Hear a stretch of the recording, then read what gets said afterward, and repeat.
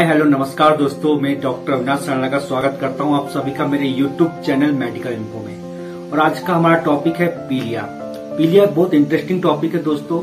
जैसे कि पीलिया की बीमारी से लगभग हमारे देश में बहुत सी ज्यादा संक्रमण की वजह से बहुत ज्यादा मौतें होती हैं और कुछ ज्यादा ही ये गंभीर हो जाता है। तो उस कंडीशन में बहुत सी जगह मिथ्या फैली हुई है, बहुत जगह अंधविश्वास फैला हुआ है। इस कंडीशन में बहुत सारे लोग झाड़ू फूक करवाते हैं, बहुत सारी एंड बैंड जगह जाके और शरीर को बर्बाद कर डालते हैं। तो मैं आप सबसे अनुरोध है कि किसी टाइप से इस टाइप से झाड़ा फूकी बिल्कुल मत जाइए।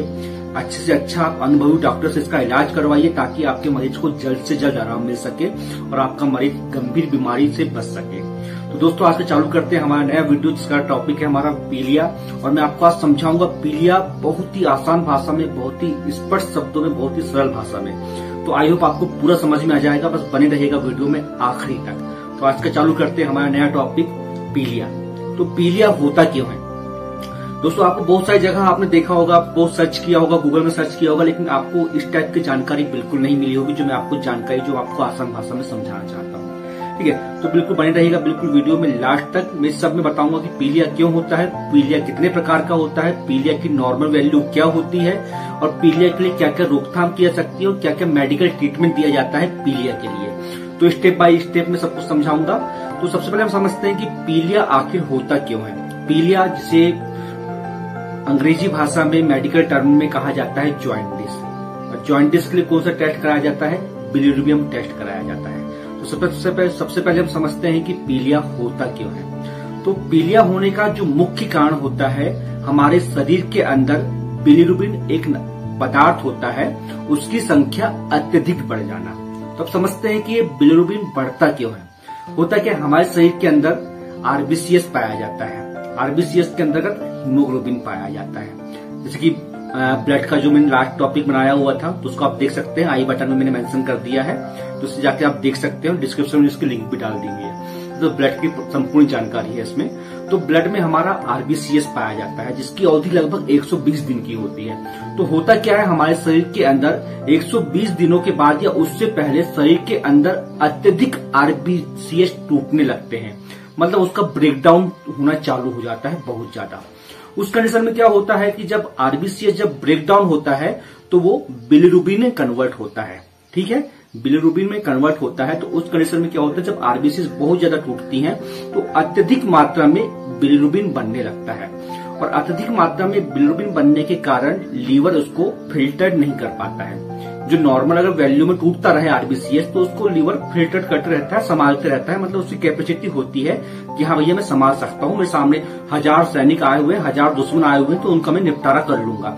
लेकिन अब 1000 के ऊपर जिस टाइम पे 2000 हमारे सामने अगर हमारे दुश्मन हो गए तो मैं निपटारा नहीं कर पाऊंगा, मैं अल्टीमेटली सरेंडर कर दूंगा। या तो हो सकता है मेरे को मार काट देंगे, मेरे को पीट देंगे, तो मैं खुद लागर हो जाऊंगा। तो यही कहानी सेम होती है किसके साथ? लीवर के साथ में।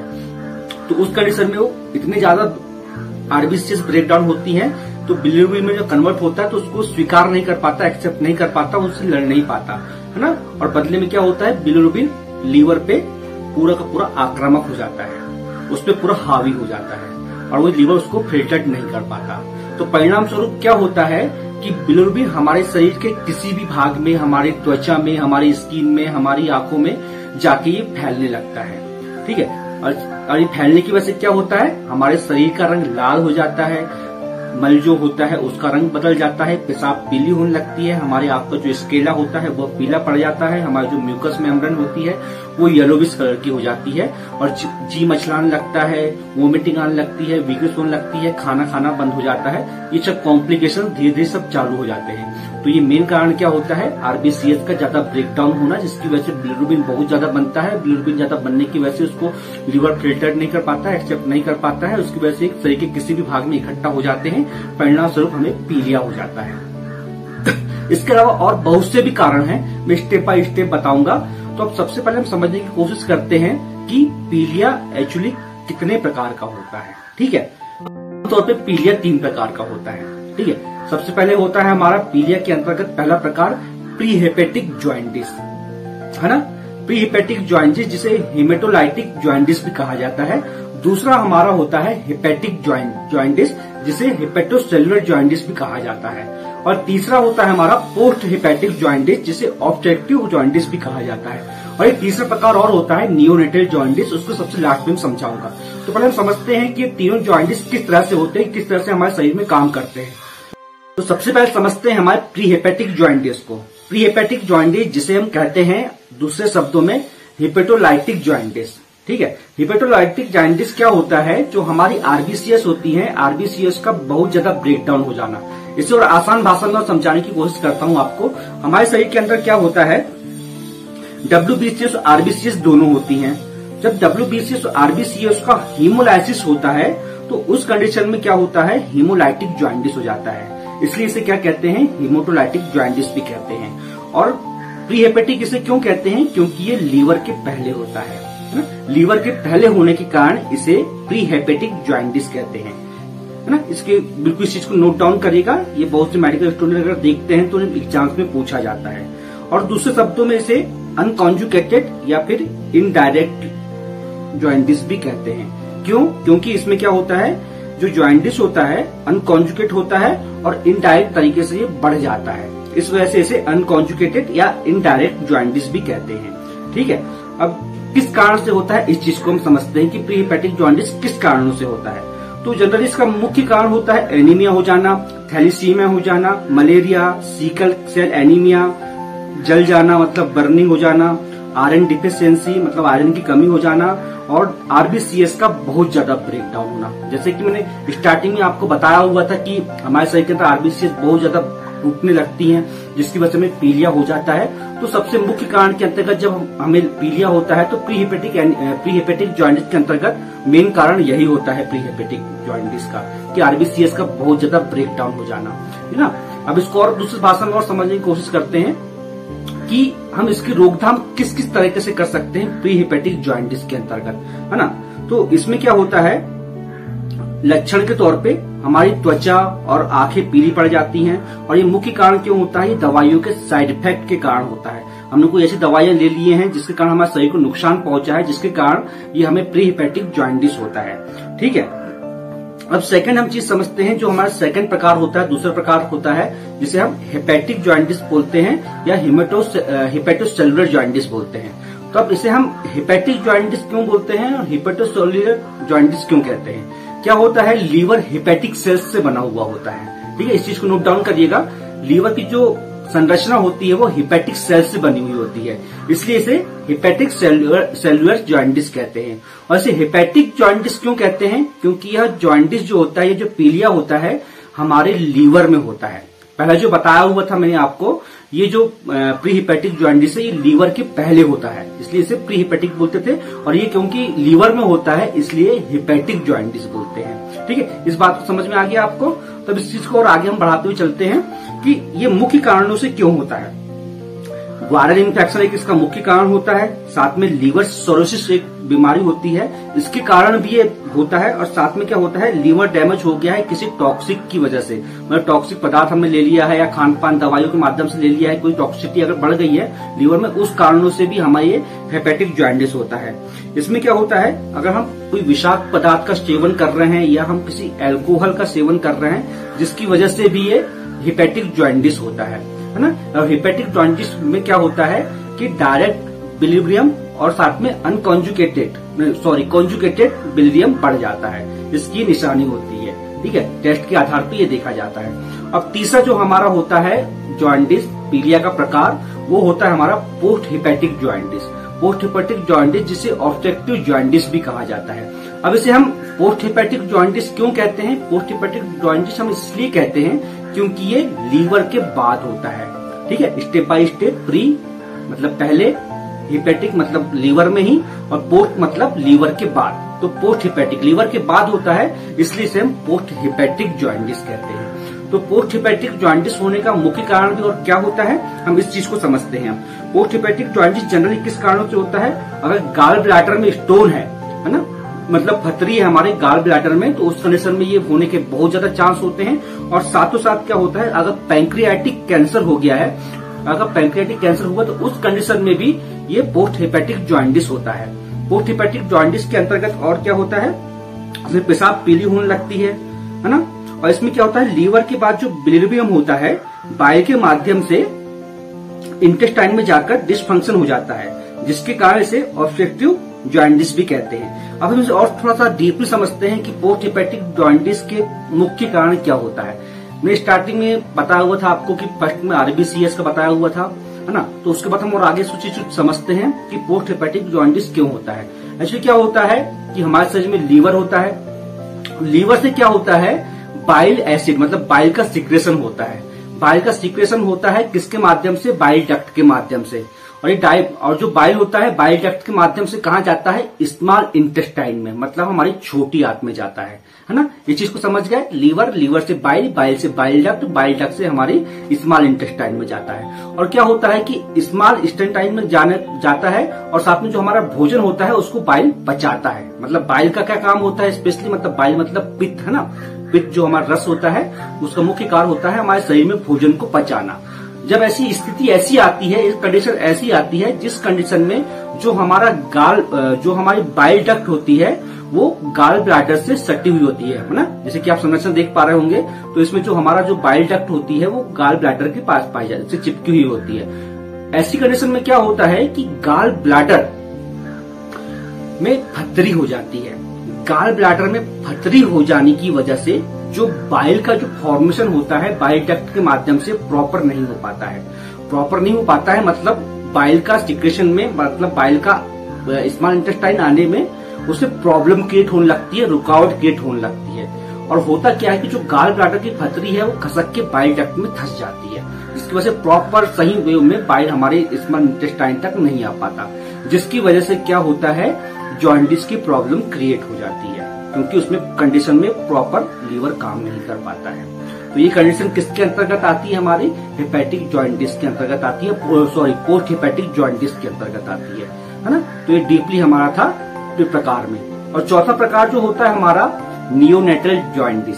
नियोनेटल जॉइंटिस में क्या होता है, मतलब जो नवजात शिशु होते हैं उन्हें ये प्रॉब्लम होती है। और इसमें होता क्या है कि जब बच्चा जन्म लेता है उस कंडीशन में उसके शरीर के अंदर माता की आरबीसीएस होती है, मतलब मदर्स की आरबीसीएस पाई जाती है।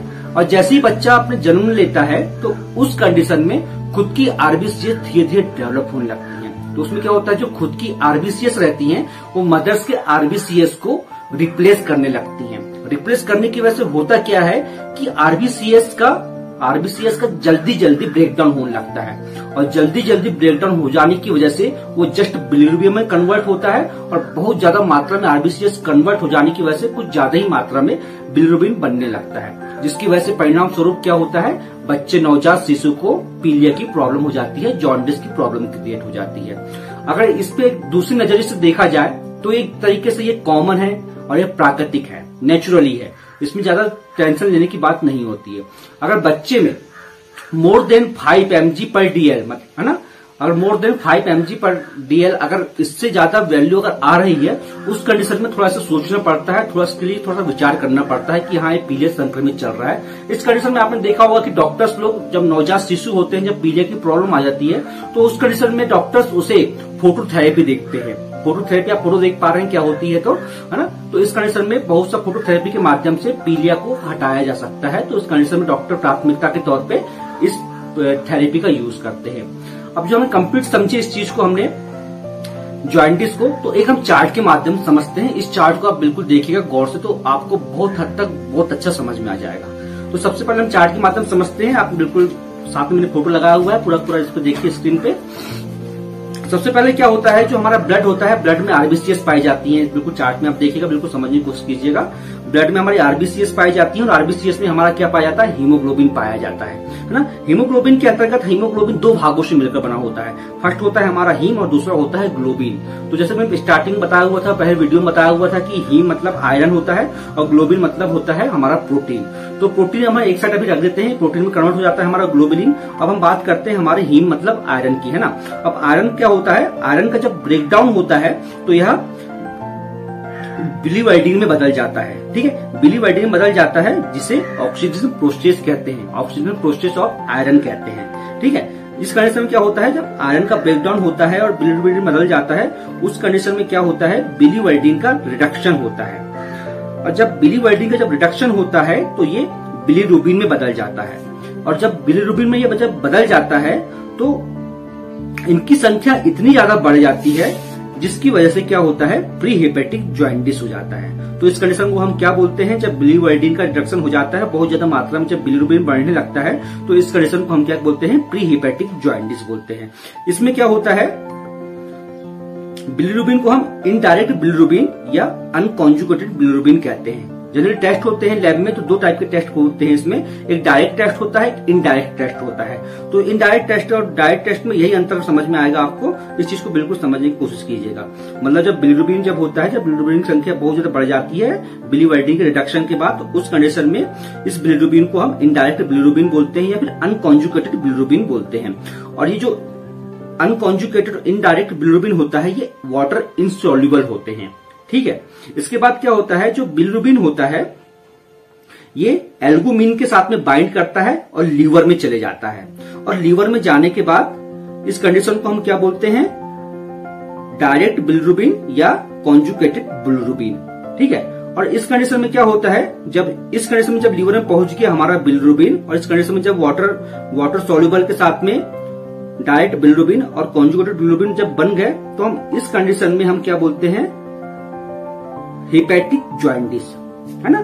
जब लीवर में बिलीरुबिन की संख्या बहुत ज्यादा बढ़ जाती है तो हम इसे क्या बोलते हैं, हेपेटिक जॉइंटिस बोलते हैं। क्या हुआ, सबसे पहले ये लीवर से पहले था, उसके बाद ये लीवर में पहुंच गया, तो लीवर में पहुंच गया और जब लीवर में जब इसकी संख्या बहुत ज्यादा बढ़ने लगी तो हम इस कंडीशन को हम क्या बोलने लगे, हेपेटिक जॉइंटिस।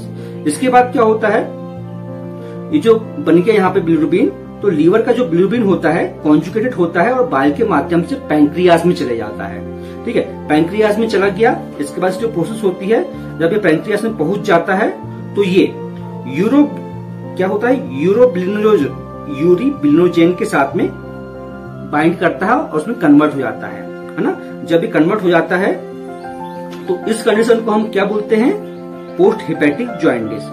जब यूरोबिलिनोजेन की संख्या बढ़ जाती है तो उसे क्या बोलते हैं, पोस्ट हेपेटिक जॉइंटिस बोलते हैं, ठीक है। मतलब जब पैंक्रियाज में पहुंचता है, लीवर के बाद जब पैंक्रियाज में पहुंचता है, उस कंडीशन में क्या होता है, यूरोबिलिनोजेन की संख्या बहुत ज्यादा बढ़ जाती है, जिसकी वजह से हमें जॉइंटिस में दिक्कत जाती है, जिस जॉइंटिस को हम कहते हैं पोस्ट हेपेटिक जॉइंटिस। तो इस चार्ट के माध्यम से बिल्कुल समझने की कोशिश कीजिएगा, ये बहुत ही आसान चार्ट है और हो सके तो इसका स्क्रीनशॉट भी लीजिएगा तो आपको बहुत आसानी से और अच्छे से समझ में आ पाएगा, ठीक है। अब हम बात करते हैं कि हम इसके लिए रोकथाम क्या क्या कर सकते हैं, इसके लिए हम क्या क्या ट्रीटमेंट ले सकते हैं, ठीक है। तो सबसे पहले रोकथाम के तौर पे हम देखा जाए तो बहुत सारे रोकथाम है इसके लिए, बचाव के लिए बहुत सारी कंडीशंस भी हैं। तो सबसे पहले तो अगर आपको पीलिया अगर हो जाता है, उस कंडीशन में विशेष तौर पर आप ध्यान दीजिए कि आपको जितने भी फाइबर्स युक्त पदार्थ हैं, जैसे कि लौकी हो गया, कद्दू हो गया, इस चीज को लेना है आपको। साथ में आपको गन्ने का सेवन करना है, गन्ना बहुत हितकारी, बहुत फायदेमंद होता है जॉइंटिस के इलाज के तौर पे। और साथ ही साथ बहुत सारी चीजें हैं जिसको हमें नहीं खाना है, खासतौर पे हमें जो जंक फूड होता है, जंक फूड हमें बिल्कुल नहीं लेना है रोकथाम के तौर पे। और साथ ही साथ हमें क्या करना है, किसी टाइप से चॉकलेट वगैरह होता है, पनीर वगैरह होता है, ये बिल्कुल नहीं लेना है। और हो सके तो आपको अगर ले सकते हैं आप तो रसगुल्ला लेने की कोशिश कीजिए, ये बहुत फायदेमंद होता है इस चीज के लिए। तो ये जो छोटी छोटी चीजें हैं, हल्का भोजन वगैरह, ये जो छोटी छोटी चीजें हैं, अगर आपको आपके परिचित के किसी को अगर पीलिया हो जाता है तो उससे आप ये रोकथाम दीजिए, आज से आप संतुलित आहार दीजिए, तो बहुत हद तक उससे बहुत अच्छा आराम मिलेगा। अब हम बात करते हैं आगे ट्रीटमेंट की, कि जनरली क्या ट्रीटमेंट दिया जाता है अगर हमें पीलिया हो गया है। तो अब पीलिया हो जाने के कंडीशन में बहुत सारे ट्रीटमेंट दिए जाते हैं, फिर मैं शॉर्ट बताने की कोशिश करता हूँ कि जनरली होता क्या है। ट्रीटमेंट के तौर पे आप दे सकते हैं, जनरली अगर एक तरीके से कहीं ना कहीं वायरल प्रॉब्लम रहती है, वायरल इन्फेक्शन होता है, तो अगर हम टेस्ट कराए हुए हैं हेपेटाइटिस का, अगर हेपेटाइटिस का वायरल डिसीज होती है, अगर इस कंडीशन में वायरल प्रॉब्लम पाई जा रही है, हेपेटाइटिस की प्रॉब्लम पाई जाती है, उस कंडीशन में हमें एंटीवायरल ड्रग देने की जरूरत पड़ती ही है। एंटीवायरल ड्रग हमें देना ही है इस कंडीशन में अगर वायरल इन्फेक्शन है तो, हेपेटाइटिस की A, B, C, E की प्रॉब्लम है तो। इसके बाद क्या होता है, हमें स्टेरॉइड देने की जरूरत पड़ सकती है, तो स्टेरॉइड देने की कभी कभी आवश्यकता पड़ती है, तो स्टेरॉइड भी कंटिन्यू चलते रहता है। इस कंडीशन में क्या होता है कि हमारा लीवर जनरली प्रॉब्लम जाती है, लीवर हमारा चोक हो जाता है, तो इस कंडीशन में लीवर टॉनिक देने की आवश्यकता पड़ती है, तो लीवर टॉनिक भी डॉक्टर्स की परामर्श अनुसार भी कंटिन्यू चलते रहती है। साथ ही साथ क्या होता है, हमें प्रोटॉन पंप इनहिबिटर मतलब PPI एंटासिड देने की भी जरूरत पड़ती है, जैसे कि पेंटोप्राजोल, रबिप्रोजोल, टोम्पेडोन, इस कॉम्बिनेशन को हमें देने की आवश्यकता पड़ती ही है। और साथ में क्या होता है, कई बार हमें लैक्टोज देने की आवश्यकता पड़ती है, लैक्सेटिव देने की आवश्यकता पड़ती है। इस कंडीशन में नॉर्मल ट्रीटमेंट चलता है, और जो पड़ी इस कंडीशन में तो कई बार एंटीबायोटिक्स देने की भी आवश्यकता पड़ती है। अब हम बात करें इंजेक्टेबल रेंज की, तो इस कंडीशन में क्या होता है कि पेशेंट को बहुत ज्यादा वीकनेस आती है, क्योंकि उसे भूख नहीं लगती है, किसी टाइप से खाना वाना नहीं खाता है, शरीर में पूरी कमजोरी आ जाती है। तो उस कमजोरी को दूर करने के लिए डॉक्टर्स D5, D10 इस टाइप से इन्फ्यूजन करके भी आईवी के माध्यम से देते हैं। साथ में उसमें एंटीवायरल ड्रग हो गई, या फिर PPI हो गया, एंटासिड हो गया, एंटीबायोटिक्स हो गया, ये सब डाल के डॉक्टर देते हैं कंप्लीट ट्रीटमेंट के लिए। और बहुत सारे डायग्नोस भी ऐसे होते हैं जिसके आधार पर ट्रीटमेंट सिम्टोमेटिक किया जाता है, कि जैसे जैसे लक्षण दिखाई दे उसके अनुसार उसका ट्रीटमेंट किया जाता है। उल्टी अगर हो रही है तो उस कंडीशन में ऑन्डेंसर्ट्रॉन इन्फ्यूजन में दिया जाता है, या फिर टैबलेट फॉर्म में दिया जा सकता है। और अगर बॉडी एक हो रहा है तो कंडीशन में पैरासिटामोल दिया जाता है। और साथ में अगर इन्फ्यूजन दे रहे हैं, अगर वीकनेस हो रही है तो साथ में मल्टीविटामिन जैसे अल्ट्रावीट, MVI ये पेशेंट को दिया जाता है। ये बहुत सारी चीजें हैं, लगभग सामने वाले पेशेंट के लक्षण देख के उसको पहचान के डायग्नोस के आधार पर, रिपोर्ट के आधार पर अलग अलग ट्रीटमेंट दिया जाता है। ठीक है, अब हम बात करते हैं दोस्तों नॉर्मल वैल्यू की, कि नॉर्मल वैल्यू क्या होना चाहिए हमारे पीलिया अगर हम टेस्ट करवा रहे हैं। तो आज आप सीख भी जाएंगे कि पीलिया की रिपोर्ट मतलब बिलिरुबिन टेस्ट की हम कैसे रिपोर्ट देखते हैं, मतलब डायरेक्ट, इनडायरेक्ट, कॉन्जुगेटेड, अनकॉन्जुगेटेड और टोटल बिलिरुबिन, और साथ में जो नियोनेटल की रिपोर्ट होती है, नियोनेटल जॉन्डिस की, उसकी रिपोर्ट। तो आज श्योर है कि आप देखना सीख जाएंगे। तो चलता हूं मैं आपको स्क्रीन की ओर। तो हम बात करते हैं हमारे टोटल वैल्यू की, जो नॉर्मल वैल्यू की। तो सबसे पहले हम बात करते हैं हमारे अनकॉन्जुगेटेड या इनडायरेक्ट बिलिरुबिन की। क्या होता है, जो नॉर्मल वैल्यू होती है अनकॉन्जुगेटेड या इनडायरेक्ट बिलिरुबिन की, वो 0.22 मतलब 0.2 से 0.8 mg पर डेकालीटर मतलब पर DL होती है। अगर ये नॉर्मल वैल्यू से अगर कुछ ज्यादा अगर वैल्यू बढ़ जाती है तो उस कंडीशन को हम क्या बोलते हैं, प्री हेपेटिक जॉन्डिस बोलते हैं। ठीक है, ये टेस्ट किसके माध्यम से होता है, अनकॉन्जुगेटेड या फिर इनडायरेक्ट बिलिरुबिन के माध्यम से। अब सेकंड हमारी वैल्यू होती है हमारी कॉन्जुगेटेड बिलिरुबिन या फिर डायरेक्ट बिलिरुबिन। तो इसकी जो वैल्यू होती है 0.1 से लेकर 0.4 mg पर DL तक होती है। अगर इस वैल्यू से ज्यादा इसकी वैल्यू बढ़ जाती है तो उस कंडीशन को हम क्या बोलते हैं, हेपेटिक जॉन्डिस बोलते हैं। ठीक है, अब इसके बाद क्या होता है, हमारा तीसरा होता है हमारा total bilirubin test. Total bilirubin की नॉर्मल वैल्यू होती है 0.1 से लेकर 1.2 mg पर DL तक। इसके अंतर्गत क्या होता है, pre hepatic jaundice, post hepatic jaundice और हेपेटिक जॉन्डिस। अगर इससे ज्यादा वैल्यू अगर बढ़ जा रही है 0.1 से लेकर 1.2 तक, तो ये तीनों में से कोई ना कोई आपको जॉन्डिस है, या फिर हो सके तो सबसे लास्ट वाला जॉन्डिस हो सकता है। मतलब ये कहीं ना कहीं किसी न किसी टाइप का जॉन्डिस है, और ये बहुत लंबे समय से जॉन्डिस चला हुआ आ रहा है। तो इसके अंतर्गत हमें ये मालूम होता है। अब हमारा चौथा हमारा होता है हमारा test, newborn infant bilirubin test. ठीक है, इसमें जो नवजात शिशु होते हैं उनका सैंपल लेके टेस्ट किया जाता है। और इस कंडीशन में क्या होता है कि अगर मोर देन मतलब 5 से ज्यादा mg पर DL से ज्यादा अगर वैल्यू है तो उस कंडीशन में जो नियोनेटल होते हैं, जो बच्चे होते हैं, उसमें ये रिपोर्ट पॉजिटिव आती है। तो उस कंडीशन में डॉक्टर्स ट्रीटमेंट चालू करते हैं, फोटोथेरेपी देते हैं, या फिर जो अन्य ट्रीटमेंट होते हैं उससे ट्रीटमेंट चालू करते हैं। तो ये होती है हमारी नॉर्मल वैल्यू। तो इस चार्ट को देख के आपको संभवतः मैं श्योर हूं कि आपको कभी भी रिपोर्ट आपके हाथ में आती है तो इस रिपोर्ट को देख के आप समझ पाएंगे कि हमारी वैल्यू या फिर हमारे परिचित की वैल्यू कैसी है, कितनी है, और कितना इम्पैक्टेड है, और इसे किस ट्रीटमेंट की लगभग आवश्यकता पड़ेगी। तो ये हो गया हमारे जॉन्डिस की नॉर्मल वैल्यू की बात। इसके अंतर्गत एक और प्रकार होता है हमारा, जिसे हम बोलते हैं, दूसरी बीमारी होती है जो पीलिया के अंतर्गत, जिसे बोलते हैं गिलबर्ट डिसीज, है ना, गिलबर्ट जॉन्डिस। ठीक है, गिलबर्ट जॉन्डिस के अंतर्गत क्या होता है कि अगर आपने इसका बिलिरुबिन चेकअप करवाते हैं आप, तो इसकी वैल्यू हमेशा बढ़ी हुई आएगी, लेकिन किसी भी टाइप का कोई भी उसमें लक्षण दिखाई नहीं देगा। हो सकता है कि पेशाब हमेशा पीली आए, या त्वचा स्किन थोड़ी थोड़ी पीली हमेशा पड़ी हुई रहे, लेकिन किसी भी टाइप का फिजियोलॉजिकल कोई प्रॉब्लम नहीं आएगा। मतलब एक तरीके से फिजियोलॉजिकल रहेगा, लेकिन जो इंटरनल प्रॉब्लम रहेगी वो कुछ भी नहीं आएगी। पेशेंट बिल्कुल हेल्दी रहेगा, जिसे बोलते हैं गिलबर्ट डिसीज। इस कंडीशन में बहुत से लोग कंफ्यूज में रहते हैं कि हमें हमेशा येलोविश कलर रहता है, पेशाब पीली जाती है, हमें पीलिया के लक्षण पूरे दिखाई देते हैं, लेकिन रिपोर्ट में हमारा पॉजिटिव कभी नहीं आता है। पॉजिटिव आता है लेकिन और कुछ लक्षण नहीं होते हैं, दवाई देने के बाद भी हमें आराम नहीं मिलता है। तो एक तरीके से पूरे वर्ल्ड में 3 से लेकर 8-10% तक परसेंटेज में इस बीमारी का सामने केस आता है।